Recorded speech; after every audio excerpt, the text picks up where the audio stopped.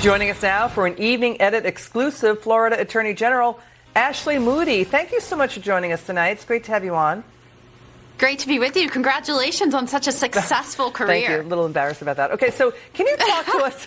Can you talk to us about what Biden's border chief Raul Ortiz is admitting to with the border collapse? It's coming from his depositions in Florida's lawsuit against the White House's catch and release policy for the border. What are you guys hearing?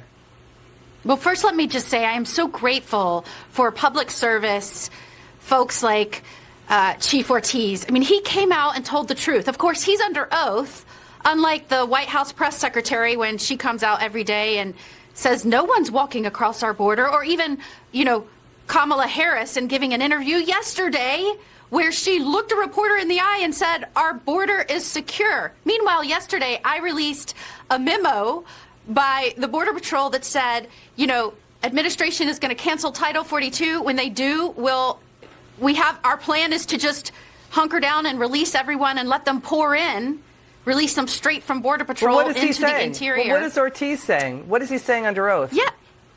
Well, he said, we had this memo that was released. It's something that I have never seen like it in my 31-year career in Border Patrol, and it's a memo that says, hey, when Title 42 is suspended, and by the way, remember, the only reason it is still in place is because responsible public safety minded AGs, Florida and so many others, sued to stop it because we knew the border's already chaotic. It's already in crisis. We've got Ortiz on tape. Let's listen to Ortiz. Watch this. Since President Biden was elected, does this document indicate that aliens illegally entering the United States perceive that they will be able to enter and remain in the United States? Yes. Is the crisis that is currently ongoing at the southern border making the border less safe for Americans and aliens alike? Yes. So if migrant populations believe that there are not going to be consequences, more of them will come to the border. Is that what you're saying? There's an assumption that if migrant populations are told that there's a potential that they may be released, that yes, you can see increases. So it will increase at an exponential rate? Is that what is being suggested here? Well, I do think it will increase, yeah. That's a lot. But the White House is saying something totally different. And it's not just the White House. The vice president said it herself yesterday. She tried to sell the American public that our border is secure.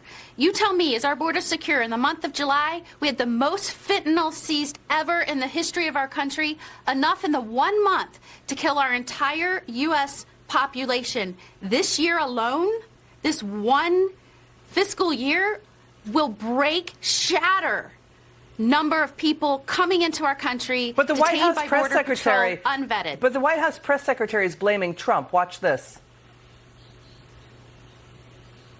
We had to fix something that was broken, especially by the last administration, the Trump administration, which largely just tried to build a wall, an ineffective wall, along the border and couldn't even finish that in 4 years. We're certainly doing a lot more to secure the border and could be doing even more if Republicans would stop their obstruction.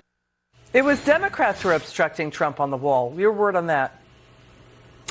They have torn down completely any semblance of security at the border. Please keep in mind, the last full month of the Trump administration, they released only 17 people into the interior. Now, because they have purposefully reduced their detention capacity, they have purposefully stopped detaining and deporting folks as they are required to under federal law. They are releasing tens of thousands of people into the interior every month, unvetted, and our states, our law enforcement officials, are dealing with the aftermath. I met with a group today. They are desperately trying to keep pace with the record amounts of fentanyl coming into the state, the record amount of those that are flooding into our states that are unvetted, those that the Biden administration is not taking into custody, even many that are coming across and being detained that have committed crimes. It is astounding, yes, the lack of attention to security. Attorney General Ashley Moody, thanks for joining us. You'll come back soon. I'm Elizabeth Great to be McDonald. With you, Liz.